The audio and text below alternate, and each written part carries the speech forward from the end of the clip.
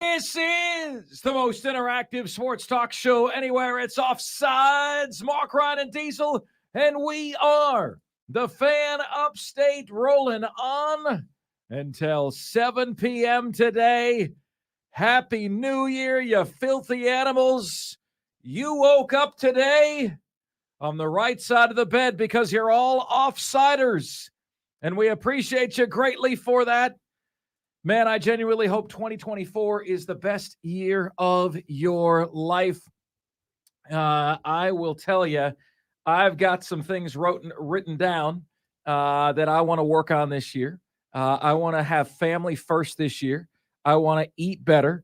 I got back pain, and they're telling me it's a core strength issue, and I'm saying, you calling me small fry? You calling me weak? So get stronger, abs and back. Prioritize taking care of myself mentally, physically, spiritually, etc. Read more, less time on Twitter, more time thinking positively. But also among these is to do our best work. Do our best work is first and foremost this year. That is our aim. And if you remember this conversation, if you can make a mental note of this, that we're saying this to open the show this year, let us know at the end of the year if we achieved it. Okay, let us know if by the end of 2024, we have achieved doing our greatest work, our best work that we've done to date. Here, of course, is how you guys can be a part of the show. You can give us a call at 844-FAN-PHONE. That's 844-326-3663. And the text line is there for you at 71307. Just start your text with the word fan, and away you go on the show. Diesel, it is time to let our loyal audience know, all right, something that we were working on that we attained. And gosh, I think Diesel let me know on like Christmas Day or like maybe the day before Christmas or something like that. But guys, we were kind of hush-hush about it because it was an interesting foray for us. It was something that we didn't think was possible. Then when Facebook changed an algorithm in the middle of the year, we knew it wasn't possible. All right. But I want to let you know that like a year ago, Diesel and I set the downloads record for any show that has ever been on this station. When the station was on under a former name, or how the station is branded now as the Fan Upstate. And we set that record last year with 56,000 downloads. And we said, okay, well, like we are building. We understand that in our business, right? There's always been a far bigger priority towards your live audience than there is for your on-demand audience. Most other media entities deal mostly in on-demand audience and less in live audience. Podcasts have a very small live audience and everyone listens to it on demand. Live radio is different, but we understand the changing landscape. So in 2022, we made it a priority. We hit a station record 56,000 downloads. So like Diesel and I said last year, what would be a number that we have no shot of hitting, but it would just be fun for bleeps and giggles just to go for it all of next year anyway. And we said that was easy. 6 figures, 100,000. And gosh, in like July or August, we had 50,000. And it just seemed like, Facebook changed an algorithm. Like what happened? Here's what happened, Diesel. What had happened was you had Elon Musk take over Twitter and then charge for everything, right? So then you had Facebook say, well, wait a minute, we should be charging for everything too. So then Facebook stopped sharing the content that they were sharing. They had an algorithm where if people were sharing your stuff, they would send that out to everybody, and we'd have posts that would get a lot of comments and 30,000 people would see them. And then suddenly Facebook just stopped sharing. They wanted you to pay every time. Every single time they posted something, it's here, invest this much money to boost your post. And Diesel and I weren't going to do that. We're not going to spend $10 to boost the post to 2,000 more people. We want to reach people organically. So we said, okay, well, we don't have a shot of doing that this year. Then we had a massive November. And we really kind of stopped paying attention. You know how they say, Diesel, you find love when you stop looking for it? Yeah. We found that we had a shot at this thing when we stopped looking for it. Yeah. Like we opened up in December, and Deezer said to me one day a couple words that we can't say on the air. And he goes, dude, this is the number we just put up in November. Like downloads. This is the number we just put up. And Diesel and I were like, do we have a shot? Like December 5th, December 6th. Do we have a shot? So you're telling me there's a chance. It was exactly that. It was exactly that. Then we were hoping to get it before we went away for the break, so we didn't have to worry about it over the break, and we didn't. We didn't get there. But folks, I'm happy to say that we have arrived. We have arrived at our goal. Now, we have not arrived, and the beauty about this industry is you never arrive, but we arrived at our goal, and our goal was 100,000 downloads. And I believe Diesel told me yesterday, I got a call from Diesel yesterday on New Year's Day, and he said, Mark, you want the final total? 101,883. I believe the number that is the number that Diesel told me. So I want to let you know that this show set the record for the station last year, 56,000. You can imagine what we've done to our own record now, okay? This was an exhausting journey. Diesel and I are probably going to fight about this because he's going to want to make a bigger number for this year, and I'm frankly exhausted, Diesel. I'm exhausted. I just want to focus on doing shows and things like that. But moral of the story is, guys, I wanted to thank you so bloody much, so much for your consumption of our content, for your participation in the show, for you guys sharing the show with people. When you share the content on Facebook and on Twitter and retweets and shares on Facebook, etc., when you listen on our webpage, when you listen on Odyssey, every time you do that, that gives us downloads, and it helps us out tremendously. And you guys share in this record as much as we do. So we want to thank you so much. Diesel, also, I can't thank you enough, man, for all of your hard work to make this happen. Like, Diesel is an absolute, like, he's just a machine on this stuff. Like, he talks on the air. All right. He's fixing the camera. He's talking on the air. He is adjusting levels. He's posting content. He's firing sound effects. He's got, like, literally, man, whatever they're paying Diesel, and I don't know what that number is, but I know it's not enough. I really know it's not enough, because the man is back here doing 8 different jobs. And then when we started streaming the show every single day, Diesel said to me, Mark, this isn't going to work. Like, there's too much to do. Now I got to worry about the stream too. And then he figured out how to do that and not drop off with anything else, man. Dude, you are a one-man machine. You know, like, for the longest time, I felt in this career that it's a much harder job to host than produce, because you got to put together the whole show. Like, everything you're talking about, you're putting it together. But then, like, I've seen what Diesel's doing over there. I've seen the multitude of screens and responsibilities. And believe me when I tell you, we've got really, really good bosses.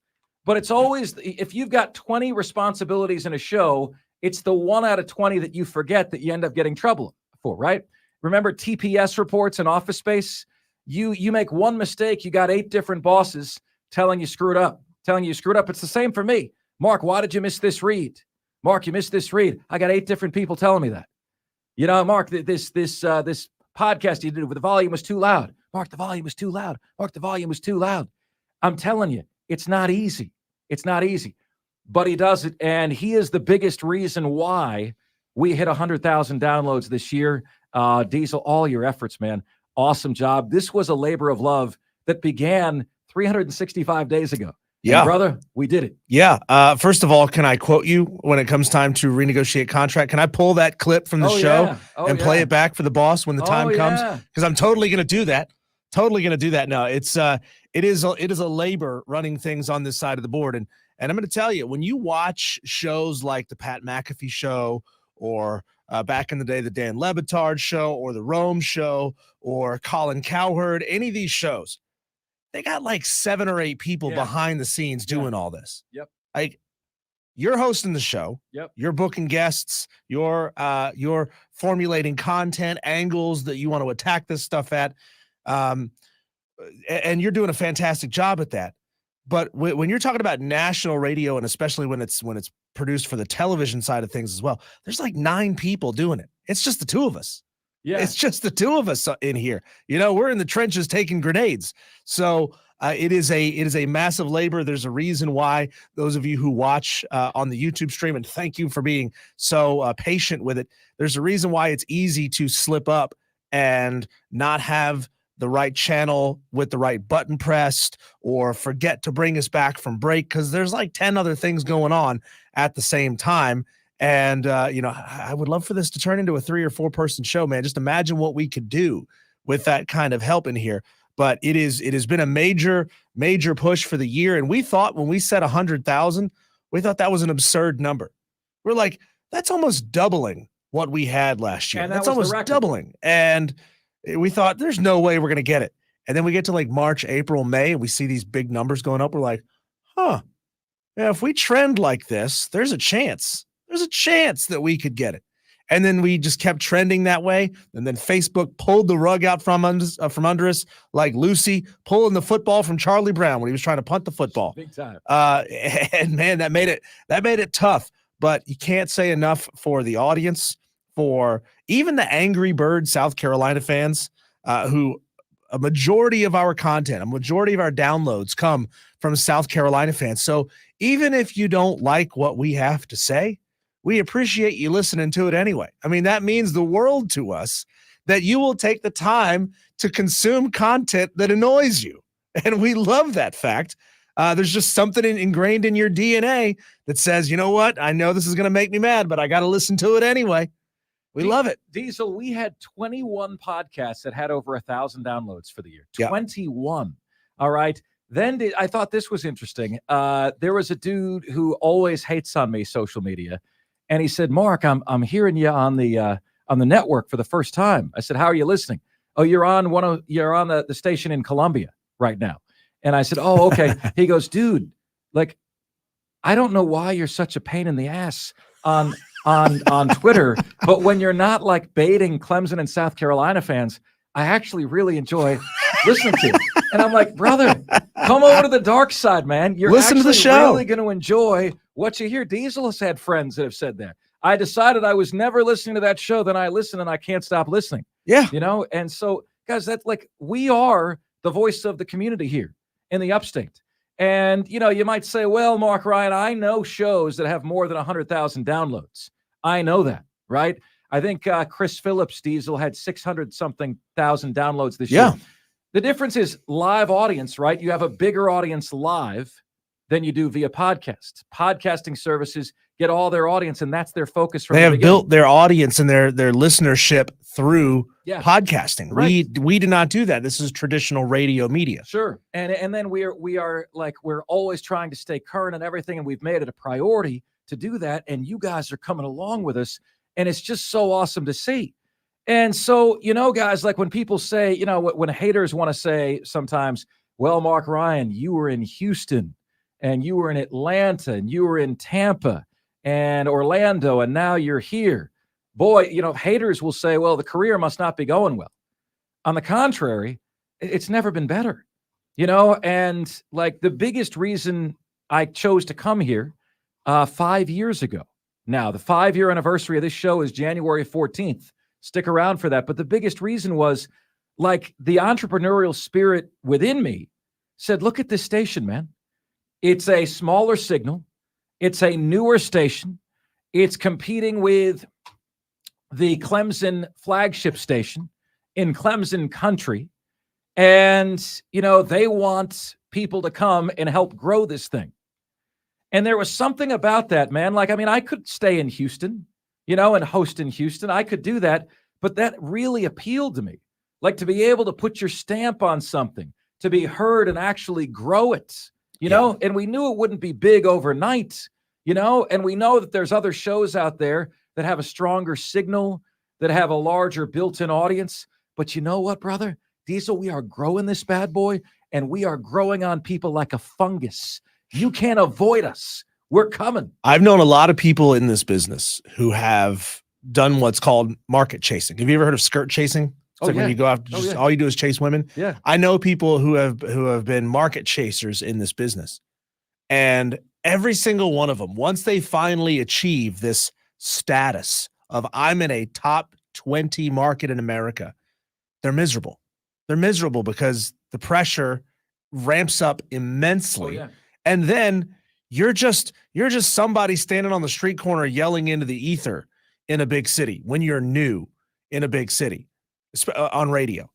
But when you're in a smaller market like this, and Greenville's not a small market. We're top 60? Mm-hmm. I don't know where we are. 57. 57. Market 57.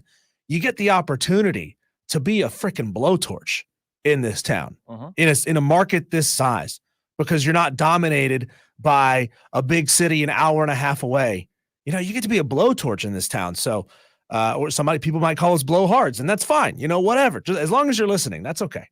Guys, we are loaded with college football content today. Intended to take a couple minutes to thank you for that, and it took over the first segment, but loaded with college football playoff content today. We will lead it off with a new evil empire in college football, and that's next here on the most interactive sports talk show anywhere. It's Offsides. Mark, Ryan, and Diesel, and we are the Fan Upstate.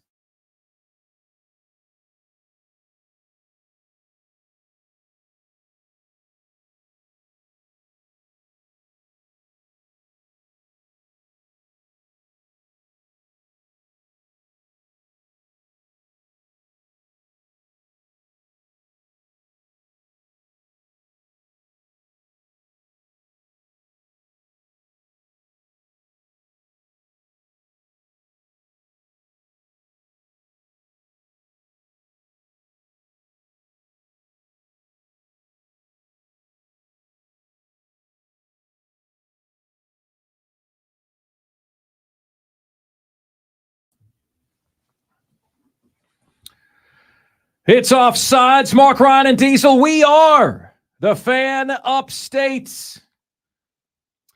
I asked our guest, Kelly Ford, who's going to be joining us at 4:20 p.m. this afternoon. I said to him, where was Washington for you at the beginning of the year? Like, where were they? Because Washington, there is an unbelievable opportunity that they have here today. And he told me that Washington was number 17 in his preseason rankings when the year began. Now they're in the national championship game. Guys, we are about to have a good versus evil national championship, and I don't think many people are thinking of it that way, but by the time the game is played, I think just about everybody will. If you are not a Michigan fan, you are going to be rooting for Washington in this one, because they are such an underdog story that you can't even comprehend or realize. Okay? Do you know that less than 10 years ago, their coach, Kalen DeBoer, was coaching in NAIA? Now, if you think about, is it Anderson University? Anderson College? Mm-hmm. Anderson University? Anderson University is at a higher level of play than where Kalen DeBoer was, okay, 10 years ago. And Kalen DeBoer won 3 national championships at that level, won 95% of his games. Then he became offensive coordinator at Southern Illinois. He said, okay, I gotta move up. Let me just get a coordinator job. My wins here have earned me this job. He's moved up. And then he becomes coach at Washington. And darn if he doesn't win right away. Right away. Guys, do you understand what he is doing and how he is doing it and how quickly he is putting this thing together? It is incredible. So you've got the Kalen DeBoer underdog story that is really inspirational to us, right? I mean, he's 49 years old. In 1997, he was a Sioux Falls wide receiver high school coach. 1997 high school wide receivers. In 1988 and 1999, Washington High School, he was an assistant coach. 2000 to 2004, so this millennium, he was a Sioux Falls, this is South Dakota, Diesel, Sioux Falls High School offensive coordinator. Then he was the Sioux Falls High School head coach. in South Dakota until 2009. Okay? Until 2009. Then he goes to Southern Illinois, offensive coordinator, Eastern Michigan, quarterback coach, Fresno State, quarterback coach, Indiana, offensive coordinator. More on that in a minute. Fresno State head coach, then to Washington head coach. Just talking about this story gives me goosebumps. And now he's at Washington, where his record is 25-2. Isn't there supposed to be a learning curve? Yeah, you would think it would kind of do a little of this, a little wavy action, a little up, a little down. No, it's just been up. Where are all you people telling me that we need to give Shane Beamer time? Rome wasn't built in a day. Need to give him time. You know what record Washington had before Kalen DeBoer took over? 4-8. They were 4-8. Speaking of which, I've heard that Shane Beamer is a legitimate coaching candidate for the head coach at the Carolina Panthers because Dave Tepper wants somebody who's as emotionally unstable as he is. Ooh. He wants to have somebody that he can have a real rapport with, you know? There it is. There it is. The first instigation of Angry Birds in 2024 came at 3:25 p.m. and 26 seconds. There we go. What is he saying? Does he offer us insult? Yes, I do. You guys thought, listen, they're going to start. It's going to be soft to start the year. But how's that for an unbelievable story? And what's the biggest reason other than Kalen DeBoer for their success this year? The biggest reason is Michael Penix Jr. Well, what's the connection there? When Kalen DeBoer was at Indiana, who was his quarterback? You remember a few years ago, Diesel, when Indiana had this blip where they were suddenly in the top 10 and they beat Michigan? Yeah. You know why? Because Michael Penix was their QB. That's the biggest reason why. And then let's talk about Michael Penix Jr. for a minute, because he is listed as the 5th best quarterback, 5th in the NFL draft for 2024. Those people are on drugs. You know, they're on drugs. That is insane to me. You want Caleb Williams and his crying after games, Diesel, and skipping out on his team in the bowl games. I just want to hang out with my dog and watch Netflix. Underachieving self. You want Drake May, who's so inconsistent that North Carolina gets waxed in the bowl game, doesn't appear in the top 25. I mean, so how inconsistent is he? I have nothing bad to say about Jaden Daniels. I think that dude is an alien playing football. All right? I have nothing bad to say there. You're going to draft Bo Nix over Michael Penix Jr. Really? Bo Nix, Oregon. Did you watch what happened when Washington played Oregon twice? So the story of Michael Penix Jr. is he had 4 seasons end by injury, suffered 4 season-ending injuries, including 2 torn ACLs. And there was a particular moment where you don't need to use the word suicide. Sometimes you can read between the lines. But he said there was a game day at Indiana where he had a roommate and he couldn't wait for his roommate to leave. And he just was lying on the floor. His season was over via injury and was just crying. And like he didn't know, he said mentally, I wasn't good. And you knew, like, he's like, man, is this life? Is this something that I want to continue? Is this something I want to go through week after week, time after time, day after day, practice after practice, rehab after rehab? Because this is my dream, and God, you're not letting me go after it. You're not letting me do what I want to do. And he had that moment, and he got a fresh start, and he went to Washington, and he reunited with his offensive coordinator and quarterback coach at Indiana, and look what's happened. Diesel, I'm watching that game last night, and I'm like, have you ever seen more accurate deep balls than that guy throws? Or just zing! And it's like, well, how many great left-handed quarterbacks are in the NFL? That's a you problem. Who cares? What does that matter? Who cares? Steve Young, left-handed quarterback, right? Like Hall of Fame left-handed quarterback. You know, there's not many left. That's because there's not many left-handed people, right? Like the dude, like when he's healthy. And so he's 2 years older, big deal. 24, 25 years old, big deal. He's the best player in the damn sports. And I'll tell you another thing about Washington that I think is incredible, is that, Diesel, the blue chip ratio that they do not meet has successfully predicted the last 20 national champions. You got to have a 50% hit rate in terms of your roster. 50% of your roster or more needs to be 4 or 5-star players coming out of high school. Washington's blue chip ratio is 34%. But the very author of the blue chip ratio says, look, this is my invention, and it is going to take a loss someday. And it's going to take a loss someday. He says a team in the high 40s, and that's not Washington. But he says a team in the high 40s who has a quarterback who just goes nuts and gets hot. Washington isn't in the high 40s. They're at 34%, but they got a head coach who's incredibly hot. They have a quarterback who's incredibly hot. Guys, Michael Penix Jr., hear this, like, tell me if this blows your mind as much as it does mine. In terms of passes that travel 30 yards in the air. So I'm not talking about a wide receiver screen where the receiver goes 30 yards, runs 30 yards. I'm talking about passes that travel at least 30 yards in the air. Michael Penix Jr. is completing 53% of those passes this year. 30-yard passes. Power 5 quarterback.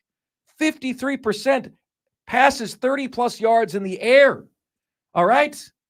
So if you would humor me for a second, because we live in a society where everybody just wants to throw mud on you when you're wrong, can you allow me to pop my collar when I'm right? Diesel, I simply asked the question. And I was very close to being wrong on both games, let's be honest. Alabama almost beat Michigan. Texas almost beat Washington, right? Both Alabama and Texas were one play away from winning those games. Alabama had Michigan to a 4th and 3 with 3 minutes to go. Michigan converted it in their own territory. It's like, oh, they're going to go for it. They should punt. They have 3 timeouts. That's what the announcers were saying. Never would have punted that football like Harbaugh. Never would have done it. I would have gone for it. Texas, through some BS injury clock BS that went on in that game, and then a running into the or kick-catch interference, Texas has a shot to win the game at the end of the game. They're one play away from winning the game. But, guys, here are my picks in the college football playoff. All right? Here are my picks. Because our show is called Offsides, you can expect us to be a little bit off-center. I said Michigan 28-24 over Alabama. Everybody was picking Alabama. The Rob Brown Show picked Alabama. Why did we not? Because you were falling in love with the brand. This isn't the same Alabama. This isn't your dad's Alabama anymore. Washington over Texas. I said 38-36. The final score was 37-31. Okay, I said 38-36 Washington. Why? Washington's a better team. I know what the line was. I know Texas was favored by 4 points. Washington was a better team. And to think in the middle of that game, there was a conversation about putting Arch Manning in the game. Thinking Quinn Ewers out, putting Arch Manning in.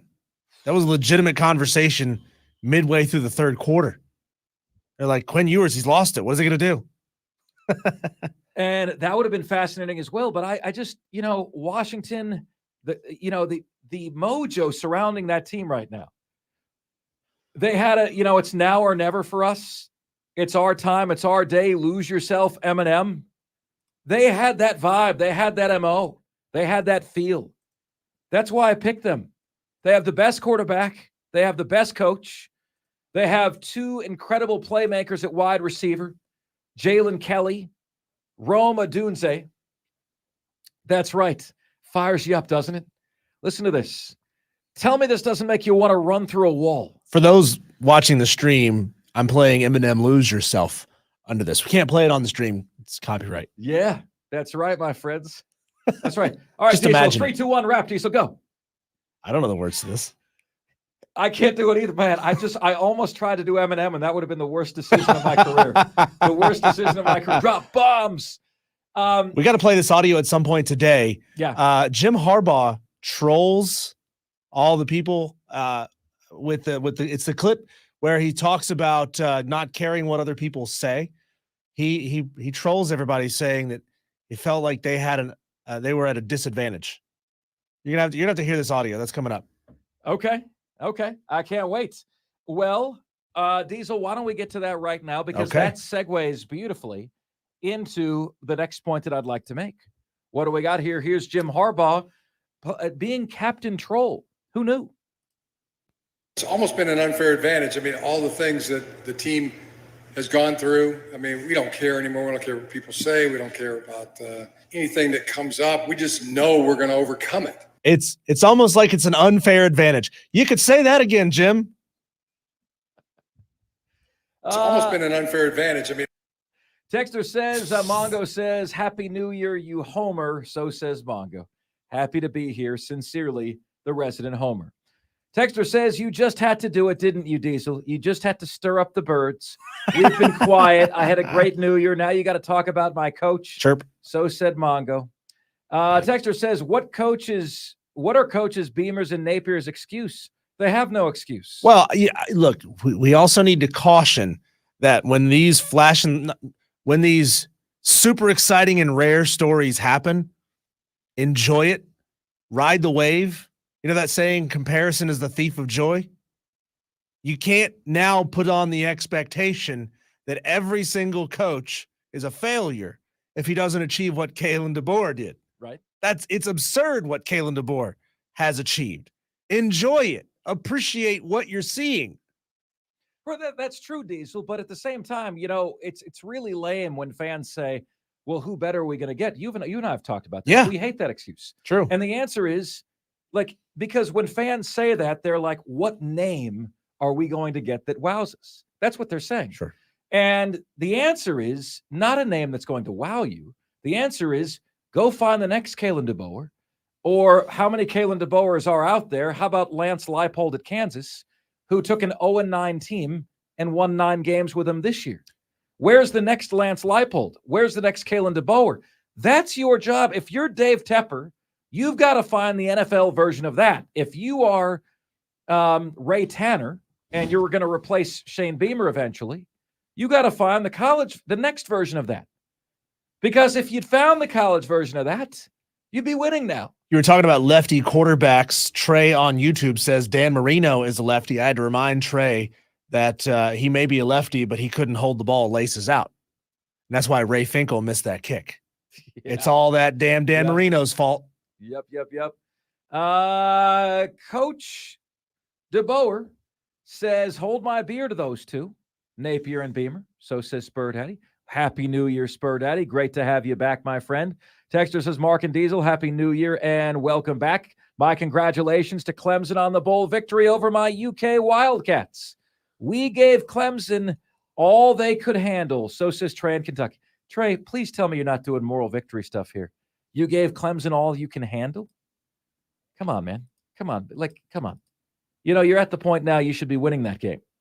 Texter says, Mark, sorry to spoil your Husky love fest, but Alabama's D-line, O-line couldn't handle Michigan's D-line. If that happens, then what do you think Washington's shot is? 0. Penix Jr. will be on his back all night. Penix Jr. doesn't spend a lot of time on his back. Why? I don't think you know this, Texter. You know who won the Broyles Award? Do you know what the Broyles Award is? The Broyles Award goes to the best offensive line in college football. You know who won that? Washington. So Washington has the best offensive line in football, the best quarterback in football, perhaps the best coach in football, and a receiver who feels spurned because he didn't win the Biletnikoff to Marvin Harrison Jr., Rome Odunze, another 1,000-yard receiver, Jalen Kelly, and a third receiver, McMillan, who has a potential to be a 1,000-yard receiver. Brother, that's magic. You're not stopping that. Now, you're asking me my pick. I made my national championship pick with my other picks. It's Michigan 31, Washington 20. That's my national championship pick. Why? Because I believe in the blue chip ratio. I believe you've got to have the talent 1 through 53. Washington's defense sucks. I don't think you can play on one side of the ball and win. They're doing what they can to make chicken salad out of something that isn't, but it's not going to be pretty. Mark, hope you had a Merry Christmas. You too, buddy. You too. Hope you guys all had a Merry Christmas. I know you've been out, but when are the final upset pick standings going to be given? Give us till about next Wednesday on that texture, if you would. So give us about 8 days. on that, and we will go back, look everything up. It has been an absolute whirlwind, but we certainly want to get those to you. We want to crown a victor, and give us about to middle of the next week on that if you would be so patient. Mark, are you going to talk about the way the Detroit game ended? Of course. Mark, is Florida going to hire Duncan native Willie Korn for offensive coordinator? I hope so. That would be a wise decision. You know, when you start to have the head coach be strong-armed into doing things he doesn't want to do, that's when you know that the coach is embattled. That's when you know the coach is in trouble, right? In trouble. And all of this falls on the head coach. Like if DJ Lagway had decommitted from Florida, committed to Clemson, Gator fans would have been out on Billy Napier. You know, these coaches' futures are dependent on the whims of 18 and 19-year-olds now. That's where we're at. But a new evil empire has been crowned in college football. We'll give you the 411 on that next here on the most interactive sports talk show anywhere. It's Offsides. Mark, Ryan, and Diesel, Happy New Year to you. Great to have you with us. We are the Fan Upstate.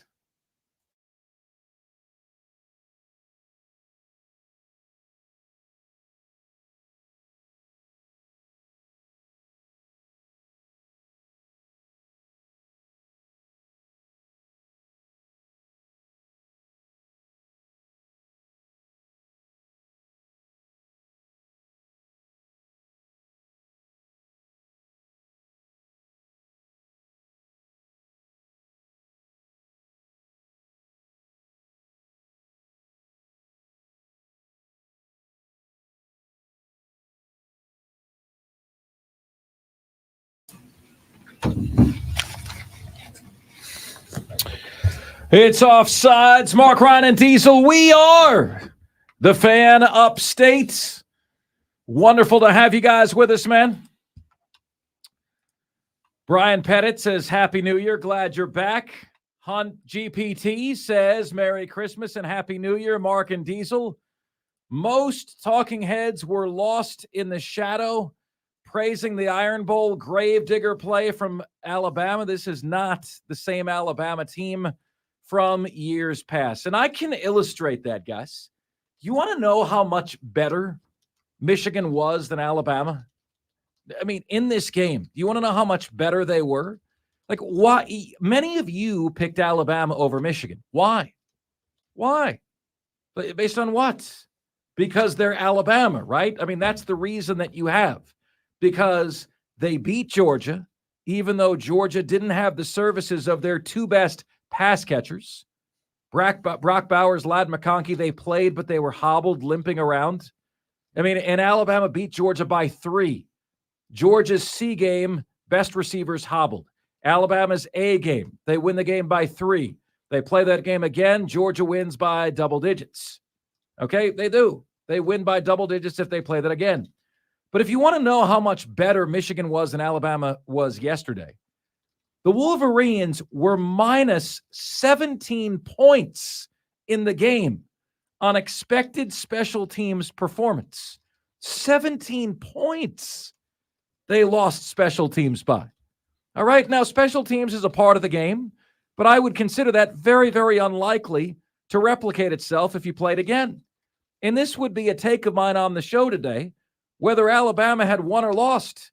Now follow me here, okay, because I'm going to put the picture together for you. The game went to overtime, tied 20-20. We paused the clock right there. In the first quarter, Michigan muffed a punt, resulted in 7 points. There's 7 of the 17. Alabama made a 52-yard field goal. Alabama made a 50-yard field goal. For college kickers, 50-plus yard field goals, a very iffy proposition. There's 13 points, pro-Alabama. Michigan missed a 49-yard field goal, shorter than the ones that Alabama made. There's 16 points. Michigan missed an extra point. There's 17 points. Michigan was minus 17 on special teams performance, and they won the game 17 points. Now, if you want to say, well, Mark, Alabama's got a great kicker. He made 5 50-yard field goal attempts this year. I'll tell you what. I'll give you one of the two. Okay? And if I give you one of the two, do you know what the score is in regulation of that game? If Michigan doesn't muff a punt, miss an extra point, makes the field goal, you know what the score is? In regulation, Michigan 24, Alabama 10. 24-10.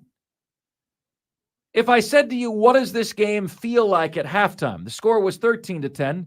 You probably would have said 24-10. It feels like, yeah, like Michigan's really controlling this game. And Nick Saban made some adjustments, and Alabama came back a bit in the second half. Alabama had Michigan where they wanted them. If they had won the game, the better team would not have won, right? Alabama went to heavy run on offense with misdirection and switched to zone on defense in the second half. Gave Michigan some problems. Shut down Michigan's running game.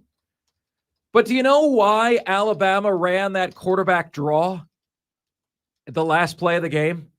They had all those timeouts, and you're like, man, you know, I know everyone was thinking the same thing. After all those timeouts, the play you end up running better be good.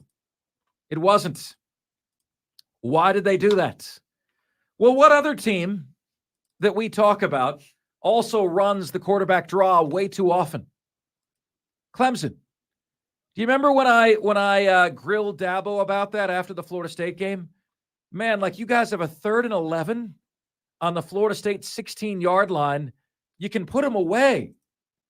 Why did you call a draw that went for no yards, then you missed a 26-yard field goal? Like, why are you calling a quarterback draw? And Dabo Swinney said, well, I had no problem with the call. If we hit a block, we're gonna pop the play, but you didn't. Dabo then did the same thing against Miami. Quarterback draw, didn't work. So why did Nick Saban run that same play where the excuse is always the same? We didn't hold a block. It didn't work. Guys, you never hold blocks on that play. Stop calling it in the clutch. It's too easy to stop. You know, there's no secondary option if the hole isn't open for the quarterback. What do? You lose. Okay? But teams do that, like Alabama and Clemson, when their quarterbacks are so limited that they have to play close to the vest. Diesel, could you believe that was the best play call for Alabama? You know, and the snap sucked, I know. I don't think that's why the play failed, but I thought the snap was at his feet. He's catching the ball off the ground. He's trying to find a way. He should have been following a different block. He didn't follow the right block. That's a bad play call when you need 3 yards. Like, you mean to tell me that all year long you don't have like a Boise State type of play that beat Oklahoma? Yeah. Where, what was that called? Statue of Liberty. Yeah, where he throws it and he fakes it, and he hands it behind his back. And like, you don't have one play like that in your entire arsenal where you feel confident that we catch this team the first time. No one's going to stop this play the first time we run them. Yeah. Their best play. You can't run it until a situation just like that. All year, you don't have that play. You don't have one play like that. You don't have one play where it's like, no one's going to stop this the first time. Well, here's Nick Saban defending that decision. We called 3 plays. One they called timeout, one we called timeout, and the last one that didn't work. So the fact that it didn't work made it a really bad call. You know what I mean? So, but we called timeout because we had a bad look. We had a good look on the first one. They must have known it. But Tommy just felt like the best thing that we could do was have a quarterback run, which was kind of our 2-point play, one of our 2-point plays for this game. And the ball was on the 3-yard line, which is just like a 2-point play. So, but we didn't get it blocked, so it didn't work. We didn't execute it very well, and it didn't work.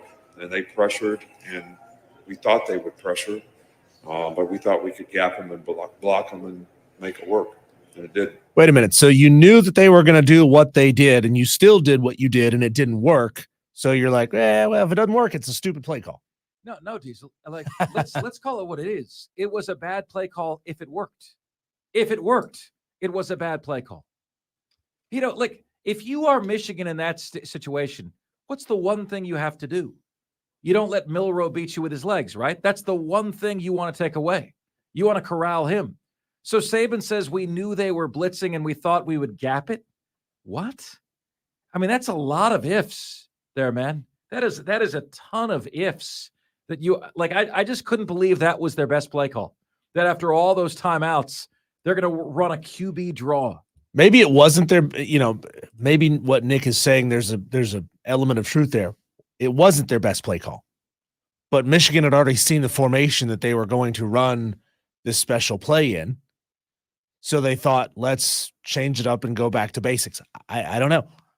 It's a cat and mouse game. The bottom line is, my friends, Michigan, pay no attention to the overtime, pay no attention to the score, 27-20. Michigan was a far better team the vast majority of that football game. And Alabama is frankly lucky that the game was close. Lucky that the game was close. It shouldn't have been close. Plus 17 in special teams points, Alabama was. Again, how embarrassing is that for Alabama that they're plus 17 in special teams points and the game goes to overtime? That game should not have been close in Michigan's favor. And it was.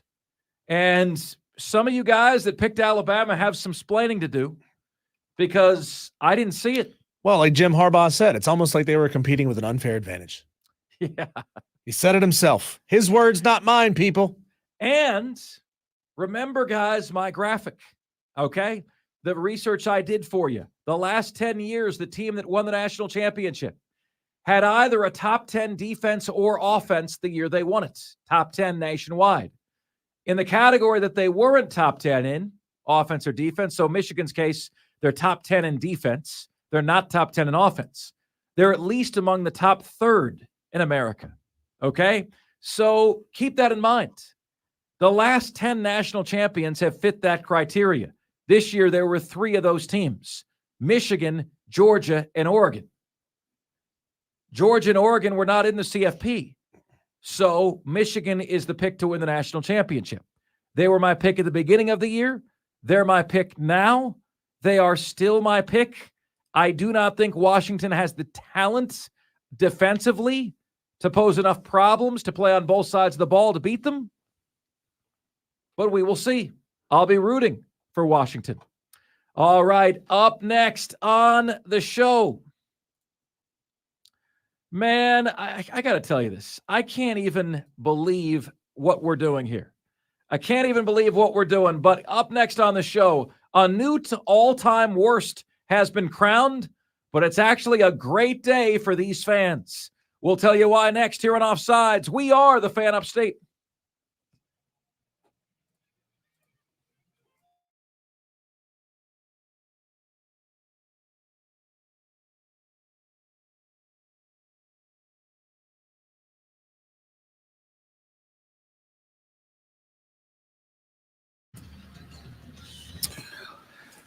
What's good, my friends? Hello to everybody on YouTube. This is the most interactive sports talk show anywhere, 2023. We are the Fan Upstate, rolling on until 7 o'clock p.m. today. Fantastic to have you guys with us. Here's how you can take part in the show. You can give us a call at 844-326-3663. And the text line is there for you at 71307. Just start your text with the word fan, and away you go on the show, getting to all of your texts, all of your calls here on the show today. Hello to everybody on the YouTube page right now. Great to see you guys. Hope 2024 is the best year of your life. Guys, I don't want to be talking about this crap. I don't. Sorry, I don't want to be doing this. I don't want to be talking about this. This sucks. And yet I'm showing this to my wife over the weekend, and I'm tweeting this out. And then within an hour of when I tweeted this out, I got our boss, Mark Hendricks, who's texting this to Rob Brown and I, saying, did you guys see this? And I'm like, yes, boss, it's already out on the social. It's already out. It's out there. And what we were seeing, and I just can't even believe the level of moron that exists here. I can't believe it. Is Dave Tepper throwing a drink on a fan because he's pissy, because his team in his, 9-figure investment is getting their ass kicked yet again. Like, give me a break. I'm so old. Like, can you even believe this? This dude is throwing a drink on people. Was the drink sour or salty? I don't know. He's both. He's both. What an immature child. We're going to call him, Diesel, Mount Tepper. Oh, be careful. Mount Tepper is going to blow. You know, what's crazy is there's the video that's floating around, and I'm sure most people have seen it by now. If not, find the Fan Upstate on Twitter. I'm sure one of us posted it there. You said you did. But the problem is there was no audio from that scene. It was oddly silent. The video was. There was no audio from that whatsoever. But we have obtained exclusive audio of what it sounded like when Dave Tepper threw that drink out the window and it landed on a Jacksonville fan.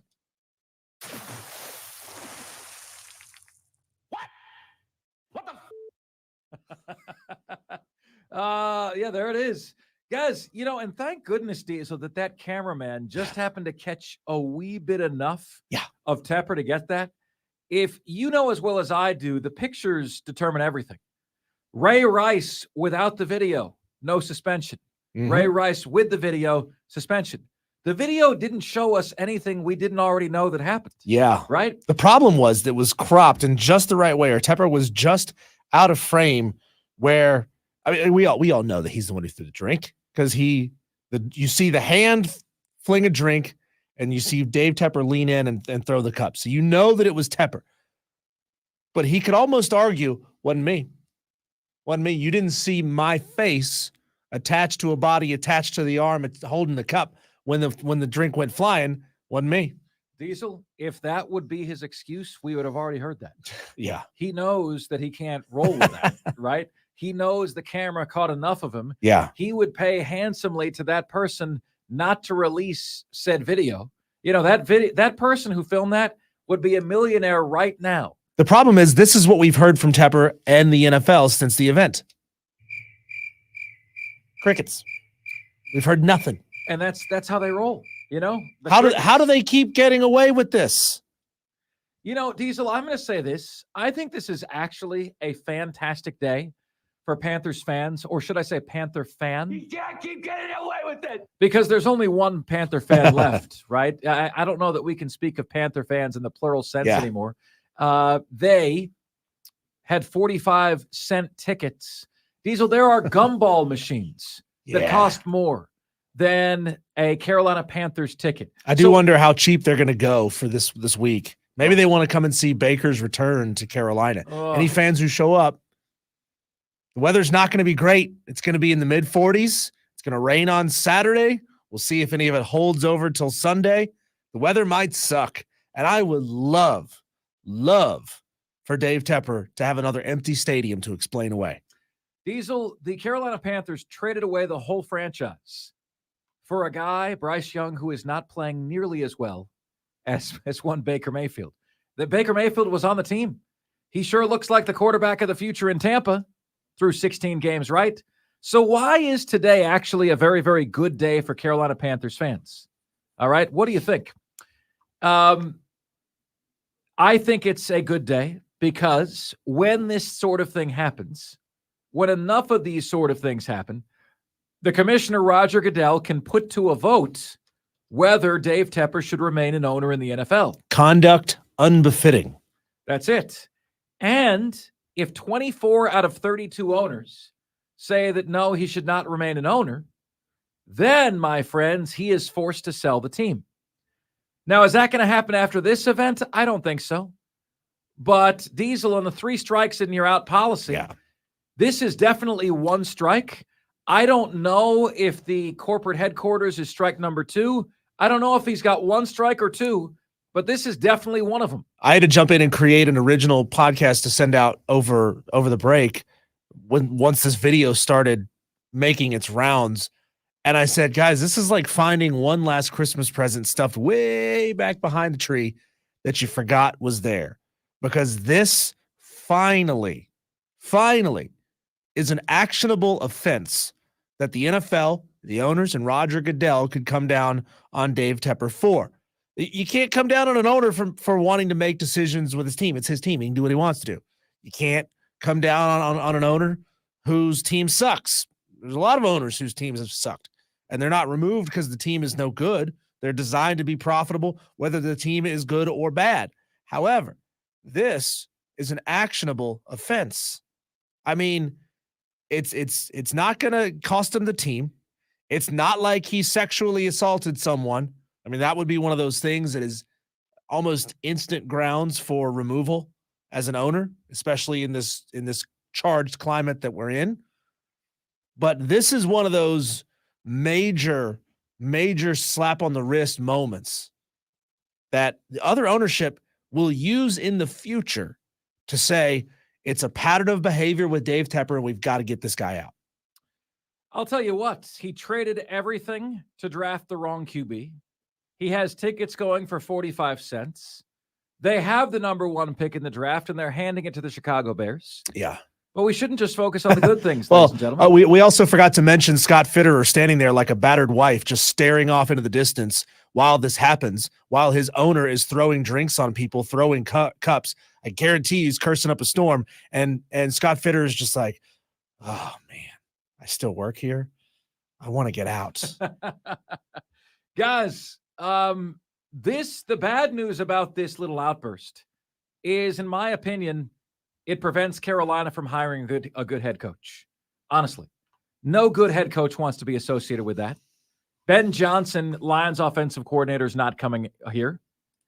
How can you say that, Mark Ryan? Do you have insight? No. I just know that I wouldn't come here if I was Ben Johnson. There's a lot of jobs open, and none of them, except one, has Dave Tepper to deal with. You think Jim Harbaugh's coming here? You think Bill Belichick is coming here? So you can strike Jim Harbaugh, Bill Belichick, Ben Johnson from the list, okay?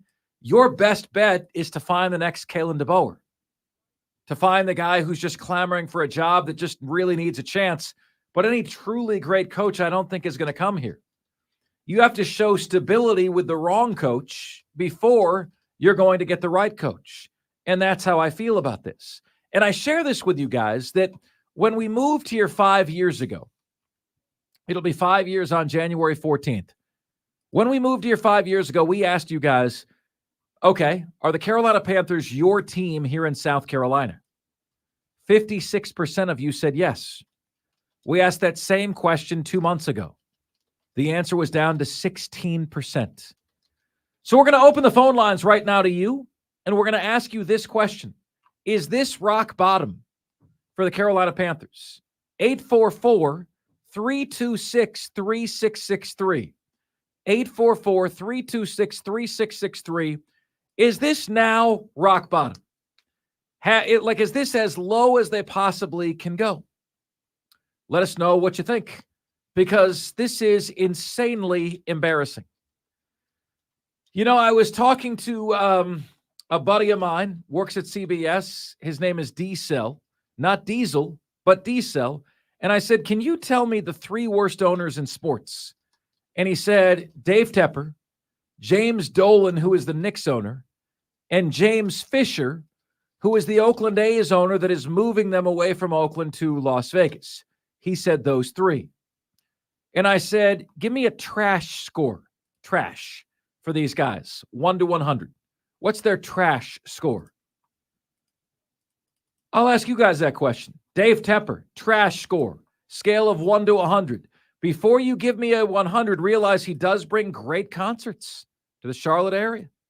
Great. He'll be the first to let you know. Just for reference, is 100 a good score or a bad score? The worst. 100 is the worst as it gets. 0 on the trash score means he's not trashy at all. Okay. Kalen DeBoer is a 0 on the trash score.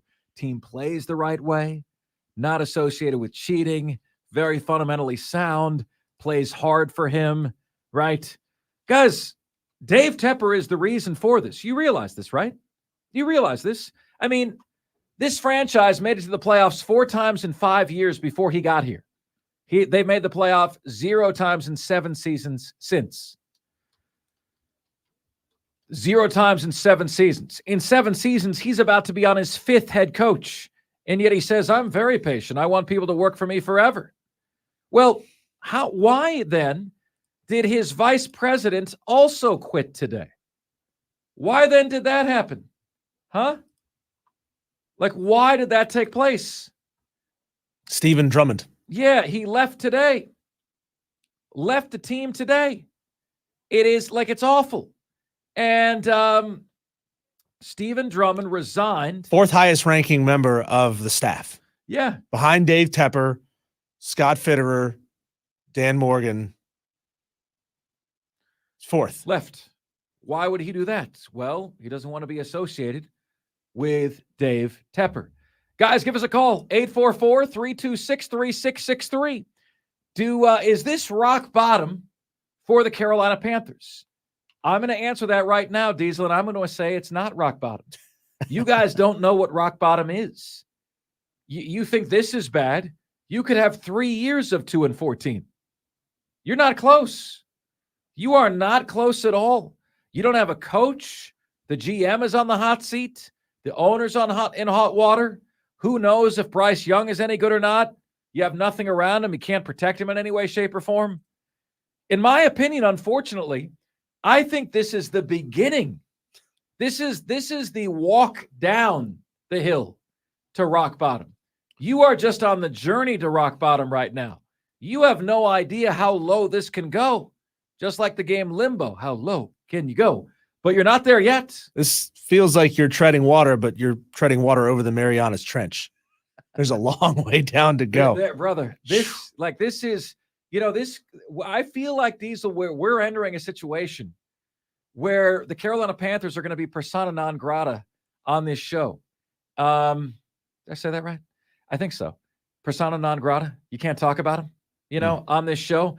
I believe we're entering a 3 to 4 year stretch where you can't talk about this team. Is this rock bottom? I think this is the start of the trek down toward what rock bottom actually is. I think the Carolina Panthers are in danger of becoming as irrelevant as the Charlotte Hornets are on the show. Diesel, that is the question, because there it is. Who is most irrelevant in Charlotte? Is it the Panthers or the Hornets? Diesel, I would argue, I think it's a lot closer than you realize. I don't necessarily think they're on the way to becoming the Charlotte Hornets, or the Charlotte Hornets are on the way to becoming the Panthers. I think they are equally irrelevant. And I recently asked the network audience, I said, who is the saddest city in America for sports fans? And Charlotte was in my top 5. Because what do they have to feel good about, Diesel? Honestly, what do they have to feel good about? The Hornets and the Carolina Panthers, the only time any people go to the games is to see Victor Wembanyama, to see LeBron James, to see Dak Prescott, to see the Green Bay Packers, 49ers. The only time anyone goes to the game. You don't go to the game to see the home team. I mean, is there a sadder sports city than that? The 2 pro teams are absolute and literal jokes. Charlotte is a nice city. The city deserves better than that. What is Dave Tepper's trash score? What is his trash score? 71307 on the text line is where you can get to us. A quote from Dave Tepper: I do have patience. My reputation away from this game is one of extreme patience.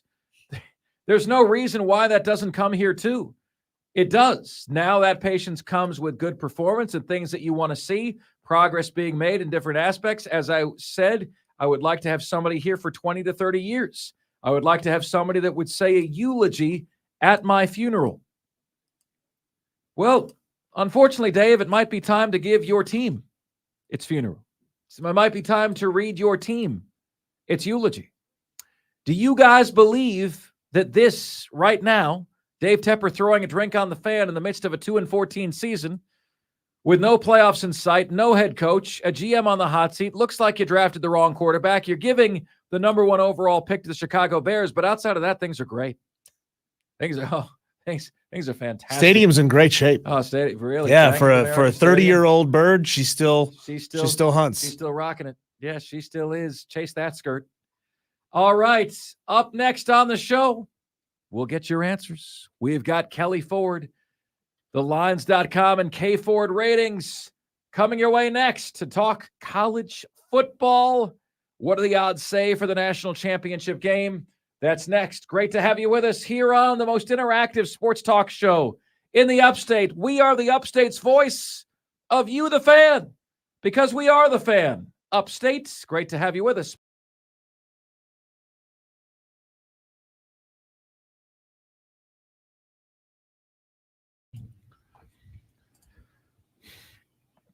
It's Offsides. Mark Ryan and Diesel. Happy New Year, everybody. Hope it's the best year of your life. Mark, not to change the subject, but what grade did you teach? I thank you for that time served also. Oh, is teaching now time served? That's an interesting way to look at it, man. I appreciate it. I was a high school teacher, and I ran the media department for a large Houston area high school where my responsibility was the media department and the TV show that the school put on. It was simultaneously the most challenging and rewarding experience of my life.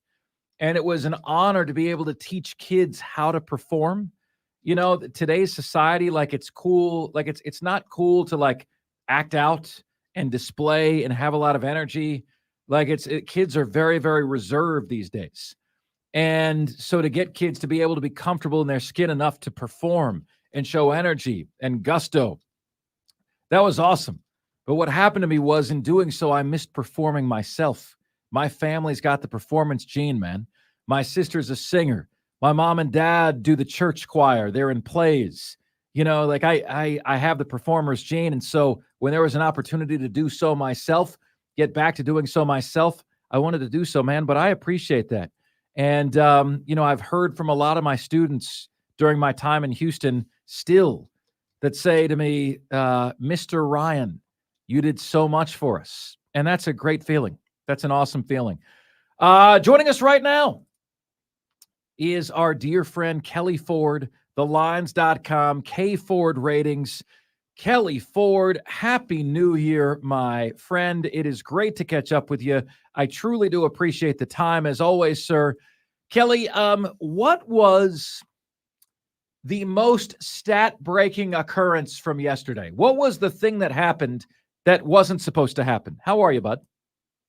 Hey, Mark, I'm doing well. Happy New Year to you as well. I'll say from a model standpoint, which is how I kind of start my view of college football through that lens, and of course it evolves from that starting point. The thing that wasn't supposed to happen, quote unquote, was Washington wins another football game, right? I mean, they're underdogs against Texas by the Vegas line, by my own model. But as Washington has done time and time again this year, for the fourth time for me this year, and I want to say the fifth time for Vegas, Washington wins a game where they're an underdog. So that is the one thing that, quote, shouldn't have happened. But if you watch that game, Washington absolutely deserved to win. They were the better team, as they have been in each of their games that they played really this year. So that, Mark, was something that, you know, at this point, I wasn't even surprised about it. My actual pick in the game with my gut was I think Washington's going to win, and they did. And now here they are again, going up against a Michigan team where, you guessed it, Vegas, my model, everybody out there is going to tell them you're an underdog. And that's exactly where I think they want to be. They played that card to perfection all year long.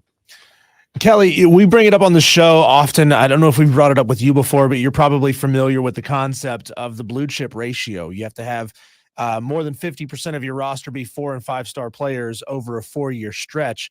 How does your model take into account, or does it take into account the it factor, the X factor, the je ne sais quoi factor of one individual player? Because Michael Penix Jr., he just seems like that Tom Brady type of guy that elevates everybody around him. Can your system predict anything like that? Yeah, Diesel, it's a great question. And the blue chip ratio, Bud Elliott's work, is going to be tested. Here we go on Monday night next week. But to answer the question, there are things that the model, and I know we've talked about this before, the model can't capture. The model doesn't, it's not all knowing. There are these intangible things that surround a program, whether it's a coach, his influence, a culture, a special player. We try to capture those things the best we can. Not everything can be quantified. And if you would have told me Michael Penix like 3 years ago, when Michael Penix was at IU, hey, is he going to be anything special at Washington? He's going to be a good player most likely, but is he going to be in the Heisman Trophy conversation? Is he going to be leading a team to a national championship? I probably would have said probably not. And I think most people probably would have said that. So we don't even know necessarily that a player is going to be special until he is special. And that's exactly what Michael Penix is this year and has been all year for this Husky team. So to directly answer the question, Diesel, there are things that the model doesn't capture. What Washington is doing right now, they've won 10 straight games by 10 points or less. They are now 8-0 in one-score games, games decided by one possession or less. It's remarkable what they're doing, and they're living kind of out there right on the fringe, and they keep falling on the right side of that line every single time. And at a certain point, you say, okay, maybe this is something to do with the team, and it's not just luck. Kind of like Nebraska, right? They fell on the wrong side of that line over and over and over again here in recent years, and you're like, man, maybe it's something more than just luck in these games. So there are lots of things out there. A special player like Michael Penix Jr. is certainly one of those that the model attempts to quantify, but man, it's very, very difficult, and it certainly does not capture everything. That's why you got a team like Washington, number 11 in my power ratings right now, and they're undefeated on the year. Can you explain, Kelly, why the late money and the late momentum was all on Alabama? I was trying to scream from the top of a mountain to people that this isn't the same Alabama. And yet as it got closer, I think people convinced themselves Alabama is going to be Alabama and Nick Saban's record with a bunch of time and all this stuff. And the reality is we had a close game that if not for special teams would not have been close. Michigan wins that game going away. As it is, the better team won. Yeah, Mark. And I said, my model got it wrong and my gut got it right on Texas, Washington. Well, it's the other way on this one. The model got it right with Alabama. My gut, like many guts out there, got it wrong and just didn't assume, we inferred based on years of data that Alabama, especially with a month off to prepare and Nick Saban at the helm, they're just going to find a way to make it click. And I think I talked about on previous shows and maybe even with you guys, Alabama had the highest ceiling of any team in the college football playoff, but Michigan, they had the highest floor. And Michigan darn near played all the way down to that floor, and they still found a way to win that game. So I think the money coming in to answer the question, I think people were just looking at it saying, this is Nick Saban. This is Alabama. They always seem to find a way. I mean, Nick Saban was 6-1 in semifinal games to that point, I think was the record. The only loss back in 2014, the very first CFP semifinal that he played in against that Ohio State team that got on a run late. And I think that's where people went. That's where I went with my gut. If we would have listened to the Vegas and to the models, Michigan was the play all along. And that's really why I created my model, was so that I was taking my biases out of my view of college football teams. And here we are at the end of the year. They still find a way to creep back in. Kelly, can you give us a couple of examples of what your model has predicted this year that really kind of makes you hold your head a little bit higher, puff your chest out a little bit? See, my model was dead on accurate about this. Yeah, I usually get asked more about what goes wrong. So if I go back to my preseason realistic expectations, Florida State was a team that I had in the preseason in the top 10. I know they were getting a lot of love, though, from people. Louisville, right there in the ACC, Louisville was a team that I gave the third best chance to make the ACC championship game. I think they were probably 5th or 6th in the preseason odds, if I'm not mistaken. But my model looked at it and said, hey, this is a schedule that's very manageable. This is a team that has enough talent to navigate through here. And also the ACC, there's really not a ton of strong teams. Clemson and Florida State were at the top, but Louisville was right there next. Texas being back. I know that was a common thing that people said and really started to roll your eyes at. My model said Texas is by far the best team in the Big 12, a 70% chance to make the conference championship game at the beginning of the year, only team above 50%. They were one that the model got right.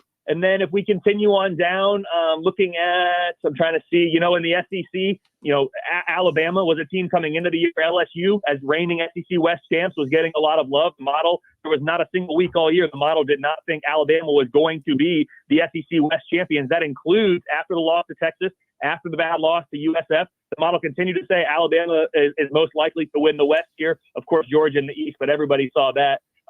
If we go off the radar a little bit, I'll give you one more here from the group of 5. SMU, that was my team. Tulane coming off their New Year's Six Bowl win last year, the preseason favorite. SMU was the team that my number suggested had the best chance to win the American, just slightly over Tulane. They end up getting it done on the road in the conference championship game and finished the AAC schedule undefeated. So that was another one that the model got right. So it's right more than it's wrong, Diesel, is what I tell people. Some people believe me, some people don't. Every single game of the season. I have my projected line from preseason up on the website, kforwardratings.com, on the preseason realistic expectation tab. So anybody can go see what those things are. That's what I'm reading off of right now, taking a look at this. It's right more than it's wrong, but it's not right 100% of the time. And that's where I think some people say your model needs to be reworked because it got this one wrong. And I say, well, step back and look at the whole picture. Kelly Ford, how do you conclude inside your own brain the Florida State argument and the Florida State experience? Now, I'll tell you where I'm conflicted. I'm the guy arguing for kids to play in bowl games and that bowl games are important. And then you say, well, half the team wasn't there for Florida State. And yet you got all these people judging their performance against Georgia with essentially the practice squad playing. Does Florida State bear some responsibility for that? Yes. At the same time, they've heard nothing but how much these games are meaningless. The game they wanted to be in, they were shut out of in corrupt fashion, I might add. So where do you land on the committee got it right? Look at these great games. Florida State got screwed. Florida State's culture sucks because no one played in the game they lost by 60. Where do you end? What is your end point on this argument? Well, my start point, Mark, which it has not changed, you cannot, well, I suppose you can, you should not, you really, really should not use performance in the playoffs for validation or invalidation of the committee's decisions and process to rank teams. The performance in the playoff is totally separate from that moment in time on December 3rd or whatever it was, that Sunday morning, which resumes stacked up as deserving to make the playoff. So nothing that Florida State did or didn't do in their bowl game, nothing that TCU last year did or didn't do in the playoff made me feel any differently about those teams should have been included in the playoff based on the resumes they put together up to Selection Sunday. But you're saying, where does Florida State kind of fall in this too? And what do they bear about culture? I'm not going to say that Florida State has a bad culture. I'm not going to say that Georgia has a, quote, good culture because their people played. I do think Georgia does have a good culture. It's not necessarily because they have folks playing in a bowl game like this that many have deemed meaningless. They clearly did not. Florida State's culture is not bad. We live in a society in which people every single day, you, Mark, you, Diesel, your listeners, myself, everybody, we do what's in our own best interest. And sure, if you're a quote, good person, you're going to try to do things that are in the mutual best interest of others around you too. And I think we all do that every day. But at the end of the day, you do what's in your best interest. It was in the best interest of these Florida State student athletes to not play in this bowl game for one reason or another. That's the decision they made. That doesn't mean that Mike Norvell and Florida State have a bad culture. They had a really, really good team. Something really unfortunate happened to them or was done to them, not through their own doing. And they evaluated the situation, and each player said, what's best for me? Some said it's to play. Some said it's not to play. I don't think it's a bad culture. I just think everybody does what's in their own best interest, and that's what we saw. Kelly, we've all seen the photos of your epic TV array in your football watching room. Now, we only get one angle of that room. What else? Take us around that room as a tour. What else is in there? Do you have anything cool stashed away? And if you could add, what's the next big thing you want to add to that room to make it even better?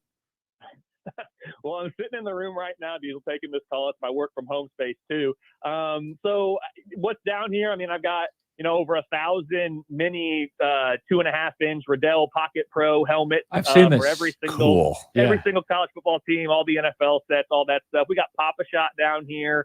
I don't know, ping pong, pool, some Final Four chairs. I really. Wait a minute, Kelly. Can you send us a picture of this? Do you not want to post this on social, or if you don't want to post it on social, can we at least see it?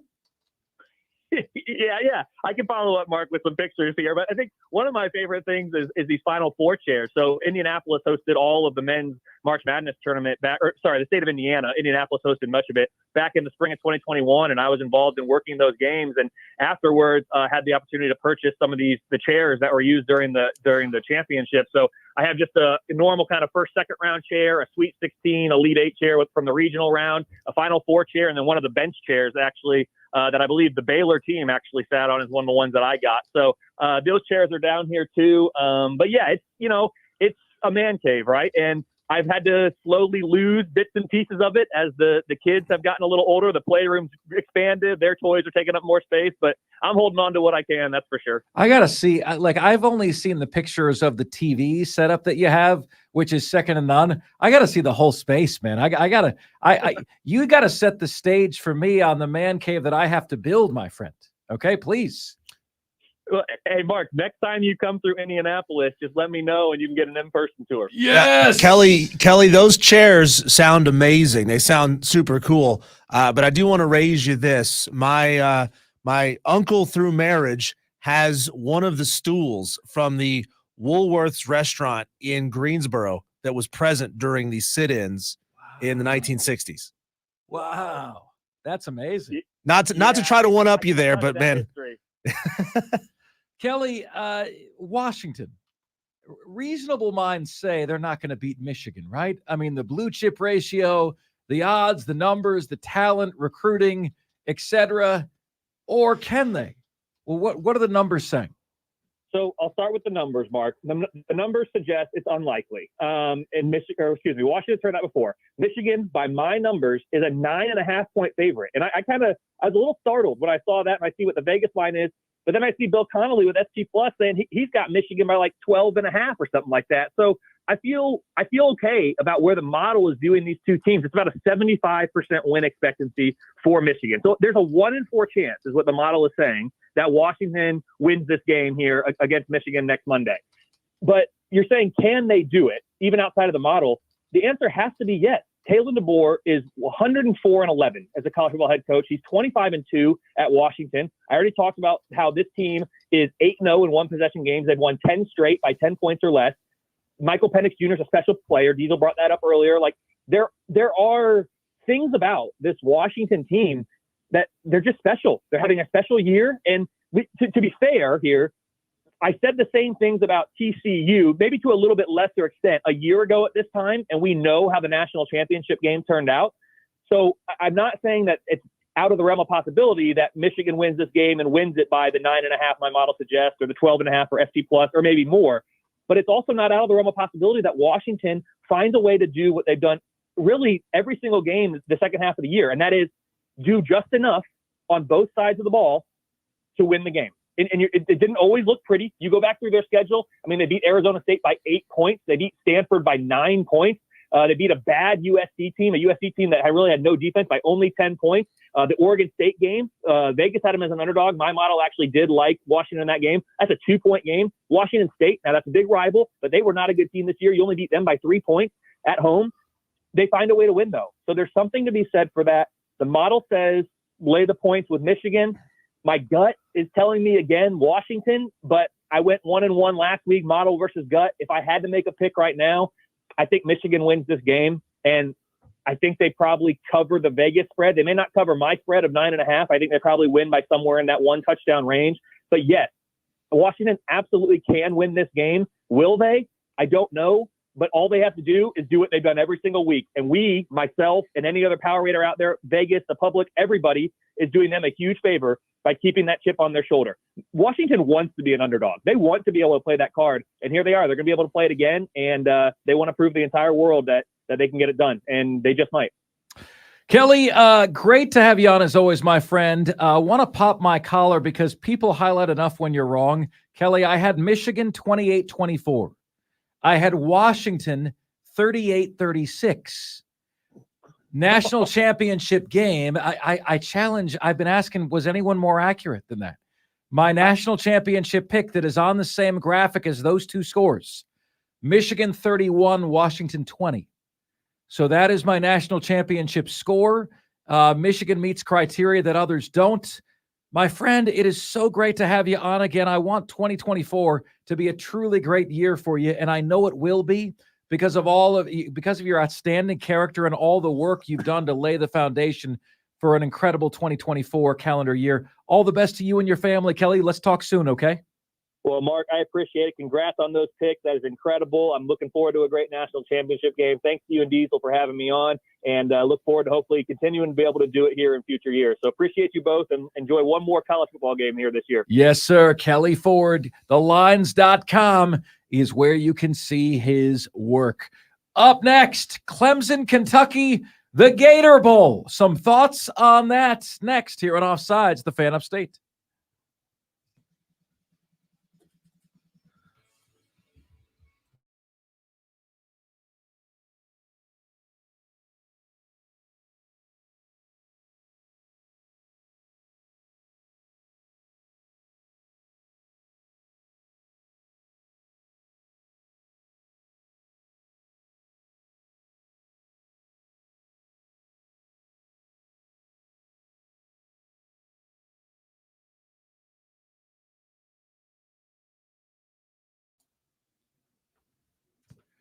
Offsides, Mark, Ryan, and Diesel. We are the Fan Upstate. Great to have you guys with us here on a first show back from the holidays. You can tell it's the first show back. You just gave me a confused look. Oh, I did. You know why? I couldn't hear the music coming back, so I didn't know if we were back or not. I couldn't hear the music. Are we back? Are we back on it? Yeah, we're back on now. He's giving me the face like I should talk. Like, bro, today, Junior. And I'm like, I don't know what's going on. Why do you want me to talk? Hey, guys, great to be here with you. We love you dearly, and we hope you had an awesome holiday. Truly. Clemson versus Kentucky in the Gator Bowl. Can I just say this? You would not believe the amount of smack talk I was taking when my team is the Florida Gators, okay? The amount of smack talk that I was taking by Gamecock fans, okay? And I was sitting in a studio downstairs trying to get ready to host a show, and I'm taking strays from Gamecock fans just because Clemson is losing in their bowl game. Need I remind you, morons, what rule number 3 of sports fandom is? Thou has no right to crow. See what I did there? Crow, Gamecocks crow.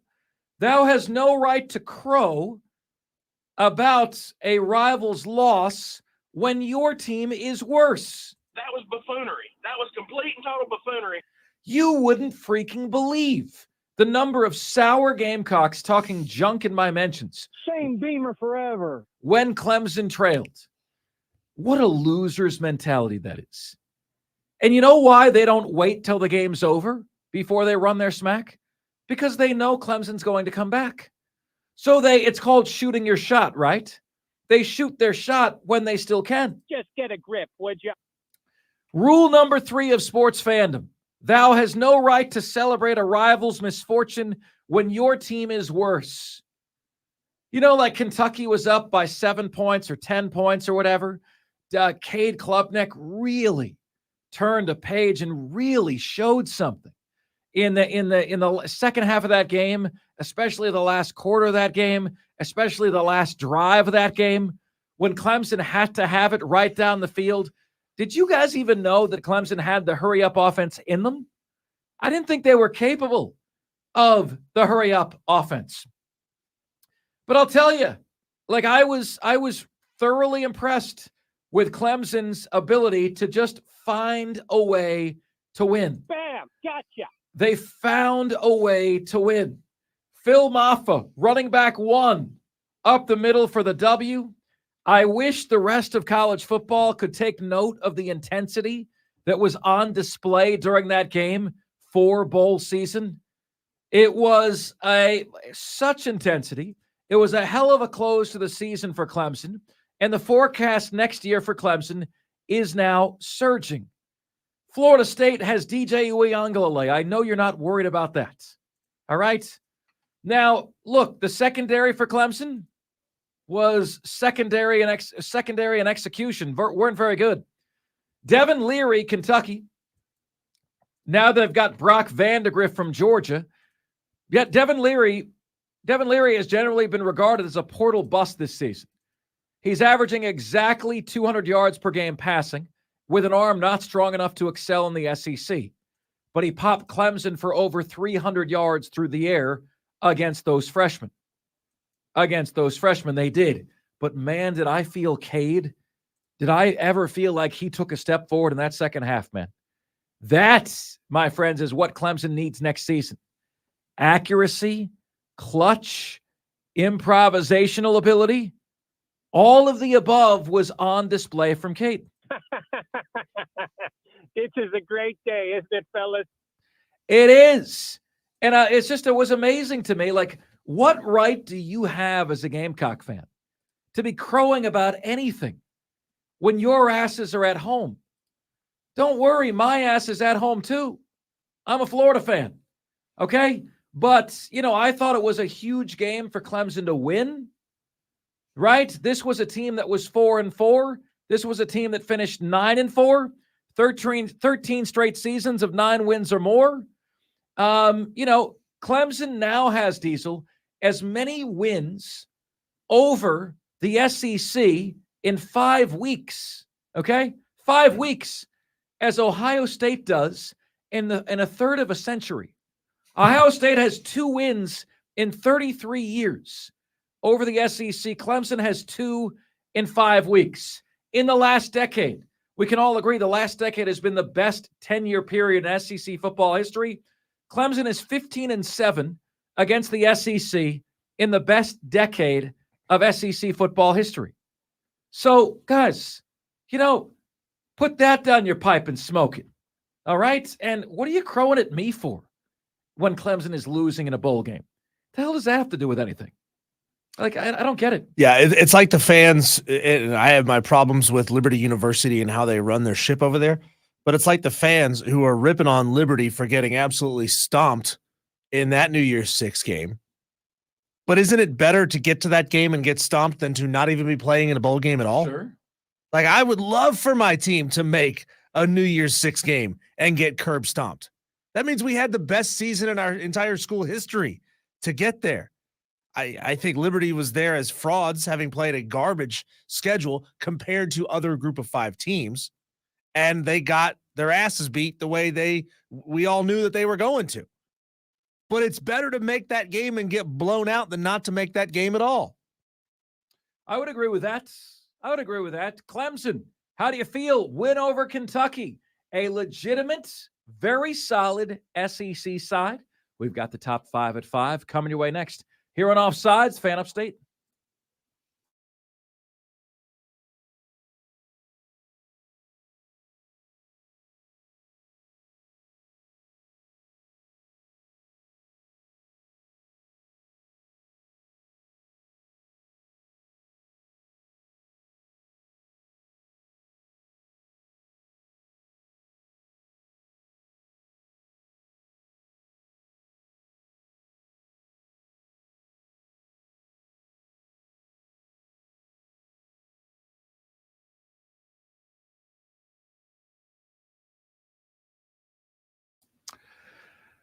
What's good, my friends? This is the most interactive sports talk show anywhere. It's Offsides, Mark Ryan and Diesel, and we are the Fan Upstate, rolling on until 7 o'clock p.m. today. You have a ton of choices out there, and it is a brand new year, 2024. Feels good, like after all that we've been through the last few years, guys. I arrived here on January 10th, 2019. First show here was January 14th, 2019. And guys, so about 5 years, right? Let's see here. Carry the 1, drop the 2. The 31st was when? Sunday. So a week, Sunday after next will be 2 weeks since the first show here. Okay, 5 years ago. And at least half of this time has been mired in pandemic stuff, right? March of 2020 to September or October of 2022, you're getting a lot of that stuff. So it feels great now to be returning to just half the time I was here, I feel like was clouded with like a dark memory. Right. And it feels great to be getting back to normal life, normal existence. I do want to encourage you to be careful out there. My wife works in biology, and she's been a medical scientist, and she tells me, Mark, I've never seen more positive tests for everything, for the flu, for RSV, for COVID. Okay. You look it up online. There's people testing positive for flu A and flu B. There's people testing positive for COVID and the flu. All right. Like my parents came up for Christmas. They both got sick when they were at my house. And I still don't know how my wife and I did not get sick. We were around them while they were sick. We didn't get sick. So be careful out there. Okay. Be careful out there. Take your necessary precautions so that you can be well. Wash your damn hands. If you're one of those dirty birdies that goes to the bathroom and doesn't wash your hands after you're done, please don't you say like, where I'm going, I've got hand sanitizer. It doesn't help anybody else but you. Stop being a jerk. Wash your hands. Stop being filthy. All right, my friends, it is time for us to do that jam. We call it the Top 5 at 5, the top 5 biggest sports stories of the day, the top 5 topics we're discussing. Ladies and gentlemen of the Upstate, Offsiders, the Top 5 at 5 starts right now. And now, the Top 5 at 5. And 5, 4, 3, 2, 1. Hit it. 5. At numero 5. Offsiders, you did it. You did it. I'll give you the backstory here. In 2022, January of 2022, so 2 years ago, Diesel and I decided, okay, it's time. It's time to start taking the off-the-air stuff seriously. Podcasting, Facebook posting, Twitter posting, all of the above. Time to start taking it seriously. So we did some research. We found out what the station had done, download-wise. And we said, we're going to set the record for the station. And we did. Our total for the 2022 year was 56,000 downloads for the show. Realize at that point, before that, it wasn't really a focus of ours. So we said, okay, 2023, got a year under our belt of doing this. What do we want to do in 2023? What would be an absurd number that we have no chance to hit? We said 100,000. And by golly, folks, in like April or May, we looked up and we said, we're tracking toward that 100,000. But guess what happened in June that really punctured our air mattress? Facebook changed its algorithm. Facebook realized that Twitter was charging for everything. So why is Twitter making all this money when we can be making money? So what did Facebook do? They started charging for everything. Instead of sending our material out that was going viral, they said, no, we're not going to promote this. We're not going to send this out for you. You guys can pay us to promote it. And all of a sudden, our Facebook numbers started going down because their algorithm changed. We thought we didn't have a shot at it anymore. Diesel and I recalibrated and we said, you know what, man, if we can get 80,000, that would still be a great year. We kind of gave up on it. Around December 10th, Diesel looks up at me and goes, oh my God, Mark, holy bleep. We had a massive November. Mark, we got a shot at this. So you're telling me there's a chance? So we hoped to get it by the time we had our last show on December 19th. We did not. But I'm very proud to report to you guys today that the final download total from the calendar year 2023 from Offsides, and you guys are the reason for this, 101,833 downloads.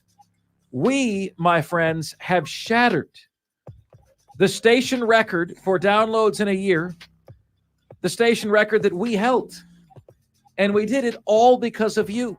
So we want to thank you so very much for that, because you're spreading the good word of the show, the gospel of the show, you sharing the show, you telling other people about the show. When you click on the Odyssey app and listen to us on the Fan Upstates, when you listen to the content that Diesel posts on Facebook and Twitter, when you find us on Apple Podcasts and Google Play and Spotify, you are contributing to that total over the course of the year, and it warms the cockles of my heart. You want to help us beat that? Use whichever platform you like. Odyssey app, Apple Podcasts, Google Podcasts, Spotify, whatever app it is you like. Make sure you find our show, search Offsides with Mark Ryan, and depending on what that platform calls it, hit follow, hit subscribe, turn on notifications, and then play the audio when we send it out.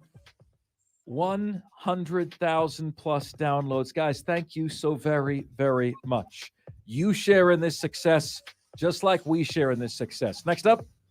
4. At number 4. You got to be kidding me, man.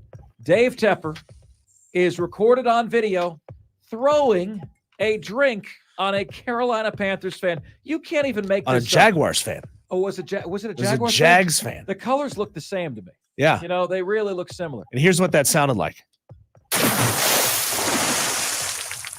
What? What the So, anyway, Dave Tepper is in hot water. He is in hot water with the league. If he's got enough of these strikes, Roger Goodell can cast a vote of owners. If they get 75%, he's forced to sell the team. I ask you guys today, is this rock bottom for the Carolina Panthers? Or do they still have quite a ways to go to reach there? Sadly, you can look at the fact that they traded everything to draft the wrong quarterback. The fact that football tickets are going for 45 cents. The fact that they have the number 1 pick in the draft and they're handing it to the Chicago Bears. But we shouldn't just focus on the good things. Who are the worst owners in sports, my friends? I have posed this question. The same 3 names kept coming up. Dave Tepper, James Dolan, owner of the New York Knicks, and James Fisher, who's the guy who's moving the Oakland A's from Oakland to Las Vegas. You can get into Sunday's game, Tampa Bay at Carolina, for $16. Wow. $16. And you know why that went up from 45 cents to $16? Because Dave Tepper was so embarrassed he bought up all the tickets, Diesel. Dave Tepper bought them all up himself. You can sit in the end zone in the closest section to the field for $51. How about that? Right on the field for $50. If you wait a couple days, they'll be paying you $50 to go. Okay, just wait a couple days. The NFL is aware of the incident. I asked, was the drink sour or salty? Because Dave Tepper is both. Guys, I'm going to bring you some insight that maybe you're not supposed to know. Okay? I know quite a few people who work for the Panthers. They say it's not a great environment over there. It's not a great environment over there because of one Dave Tepper. I always describe that it's walking on eggshells. Folks, we're going to call Dave Tepper Mount Tepper because who knows when he's going to blow. What I can tell you is he's taken training camp away from you.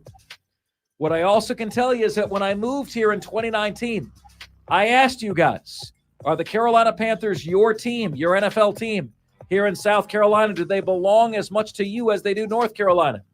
56% of you said yes. We asked that same question 2 months ago. That number went from 56% to 16%. Since Dave Tepper bought the team in 2018, the Panthers are 31-67 and have missed the playoffs every season. They made the playoffs 4 times in 5 years before he took over. The Carolina Panthers still have never had back-to-back winning seasons. And Dave Tepper is going on his 5th head coach in the 7 years that he has owned the team. You know, for all of this, I would like to thank Dave Tepper because he's going to give me something to talk about on Sunday that I actually want to talk about. I don't want to talk about this team. Who gives a rip? They're eliminated. They've been eliminated for a long time. They've got a quarterback who's underperforming. They got a line who can't keep him upright. What is he at now? Like 64 sacks on the season? Something ridiculous. I did a side-by-side comparison of Bryce's rookie season and Trevor Lawrence's rookie season. Their completion percentage is equal. I mean, like down to 0.1% equal. Their quarterback, their touchdown total was equal. But the big difference was sacks. Bryce has been sacked 60 plus times. Trevor Lawrence was only sacked 32 times in his rookie season. So thank you, Dave. I didn't want to talk about your sorry-ass team. I'm just going to talk for an hour about what an idiot you are on Sunday, which you could be there from 11 to noon at Dave & Buster's, Woodruff Road in Greenville, right there in the bar area. Come by, say hello. I'll give you $20 worth of free video game play. That's awesome. How about this? If we want to look at precedent for what might happen to Dave Tepper, do they dare do to an owner what they would do to fans? In 2018, a Patriots fan who threw a beer at Chiefs receiver Tyreek Hill was banned for life from Gillette Stadium. The fan was also charged with disorderly conduct. In 2019, a Browns fan was indefinitely banished from First Energy Stadium for throwing a beer on Titans defensive back Logan Ryan. So we're not talking about the can, okay? We're not talking about something that's hard that could really damage someone's head. Just the liquid, the same thing that Dave Tepper did. Banished indefinitely, banned for life. I don't know. I think there's a case to ban Dave Tepper for life. Worst owner in sports. Is this rock bottom for the Carolina Panthers? You guys tell us. Diesel, I have learned sadly that folks just do not care. Next up. 3. How about the Clemson Tigers? How about the end of that bowl game? How about the intensity in the Gator Bowl between Clemson and Kentucky? A level of intensity that was largely missing from every other bowl game that I saw. How about the fact that Gamecock fans were crowing at me during that game when Clemson was losing? Why? What do you have to do with me? Like what? Do you not understand rule number 3 of sports fandom? Thou has no right to cheer about a rival's misfortune if your team is worse. Hand over your fan card and realize that Clemson came back because that's what Clemson does. Cade Klubnik really leveled up in the second half of that game. Great win for Clemson, building a lot of momentum for next year. And if I am honest with you, I do believe that Clemson could very well be the ACC favorite next season. Who would you have above them? Duke with no Mike Elko and Mike Riley Leonard? North Carolina with soon-to-be octogenarian. Oh, gosh, Diesel, I'm blanking on North Carolina's head coach's name. Mac Brown, yeah. And Miami or Florida State. Who is the favorite in the ACC next year? It could be Clemson. Why not them? Why not now? Next up. 2. College football playoff, Michigan over Alabama. The reality is, my friend, Michigan was a far better team than Alabama from beginning to end in that game. Would you believe that the Wolverines were actually minus 17 points for the game in special teams points? They missed a 49-yard field goal. They missed an extra point. They muffed a punt that Alabama turned into a touchdown. Then Alabama made 2 50-plus yard field goals, which is, less than a 50-50 proposition for college kickers. And Michigan still won the game. If you just have a normal special teams game, Michigan wins that game 24-10. 24-10. Can you believe that? How about the fact that Alabama lost a game that they led 7-0 in the first quarter? Alabama's been 66-0 in such games the last 9 years. Games they lead 66-0. How about the fact, my friends, that my college football playoff picks were Michigan over out. Now, I ask you this. Do you know a single person who was more accurate than this? All right. I said Michigan 28, Alabama 24. Final score was Michigan 27, Alabama 20. I then said Washington 38, Texas 36. The final score was Washington 37, Texas 31. Do you know anybody else that picked the 2 right teams to advance to the national championship game, let alone scores that were so doggone accurate? And the last point on this is, There was so much made about Florida State, and Florida State didn't deserve to go, and they lost by 60 points. Florida State didn't lose by 60 points. That wasn't Florida State playing in that game. Florida State didn't show up for a bowl game. Kirby Smart had something, I think, really poignant to say about that. All right, everybody can say we had our guys and they didn't have their guys. I can listen to all that. But college football has got to decide what they want. And I know things are changing. And I think some things are going to change next year. You know what? There's going to still be bowl games outside of those. People got to decide what they want and what they really want to get out of it. Because it's really unfortunate for those kids on that sideline that had to play in that game that didn't have their full arsenal. It affected the game 100%. I appreciate Kirby saying that. I really, really do.